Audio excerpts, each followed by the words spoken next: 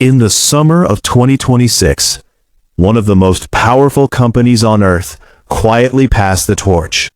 No drama, no scandal, no hostile board, just a careful, deliberate handoff, 15 years in the making.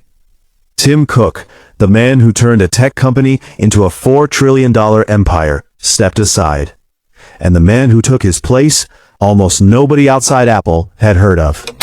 To understand why this transition matters, you have to understand what Tim Cook actually was. Cook was never the inventor. He was never meant to be.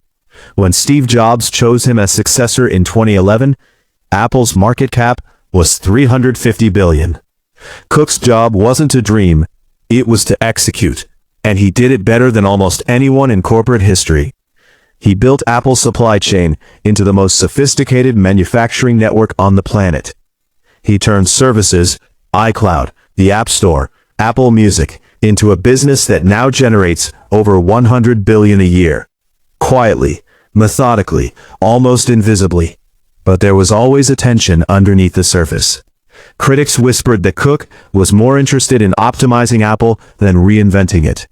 That the company had become a machine for extracting money from existing customers, rather than a place that created genuinely new things. The Vision Pro seemed to prove them right. A headset that cost thousands of dollars and sat in a drawer. A product Cook championed and the market quietly rejected. So who is John Ternus? He is not a salesman. He is not a showman. He is not the kind of executive who fills rooms with his presence. He's an engineer, a real one. The kind who can look at a prototype and tell you exactly what's wrong with the hinge mechanism before anyone else notices. Ternus graduated from the University of Pennsylvania with a degree in mechanical engineering in 1997. After a brief stint designing virtual reality headsets at a small startup, long before VR was fashionable, he joined Apple in 2001. He started by building cinema displays, high-resolution monitors, when most of the world was still staring at cathode ray tubes. Over the next 2 decades, his fingerprints ended up on almost everything Apple shipped. The iPad getting its own dedicated operating system, that was Ternus pushing for it. AirPods becoming a cultural object rather than just a wireless earphone, Ternus was in the room. The Apple Silicon transition, moving the entire Mac lineup away from Intel chips to Apple's own M-series, one of the most technically complex platform shifts in consumer electronics history, Ternus led it. And crucially, he knew what not to build. He identified the Apple Car as a distraction that would consume billions and produce nothing. And internally, he raised concerns about the Vision Pro's direction years before it became a public embarrassment. Here's where it gets interesting. Because the tech world right now is obsessed with one thing: artificial intelligence. Every major company is building massive data centers, billions of dollars going into cloud infrastructure. The assumption is that AI lives in the cloud, that it requires enormous remote servers to function. Ternus is betting that assumption is wrong. Apple's modern Macs already ship with unified memory configurations that can exceed 100 gigabytes.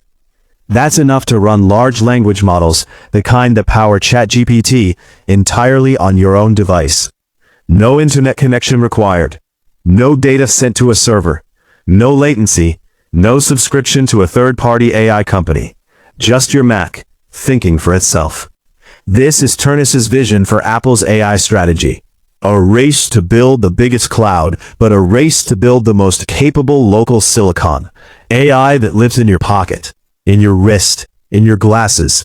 Processed entirely by hardware Apple designs, manufactures, and controls end to end. It's a fundamentally different bet, and it plays perfectly to everything Ternus has spent 25 years preparing for. And what does Apple's product roadmap look like under Ternus's direction? A foldable iPhone, reportedly called the iPhone Air, expected to appear at his very first keynote as CEO. A device that blurs the line between phone and tablet. A nearly 20-inch foldable iPad that, when unfolded, becomes something closer to a laptop than a tablet. The boundary between iOS and macOS beginning to dissolve. AI-powered home devices.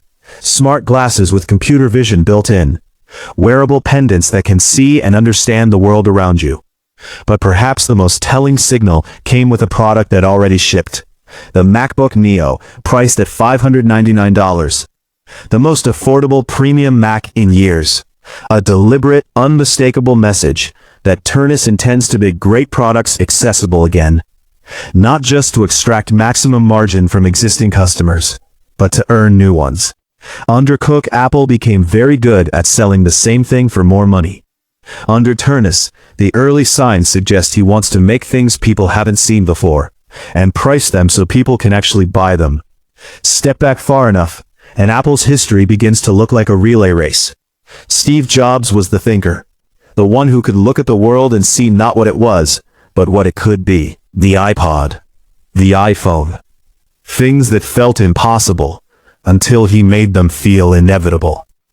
Tim Cook was the operator, the one who made sure those ideas became global realities, who built the infrastructure, the supply chains, the services empire that turned Apple into the most valuable company in human history.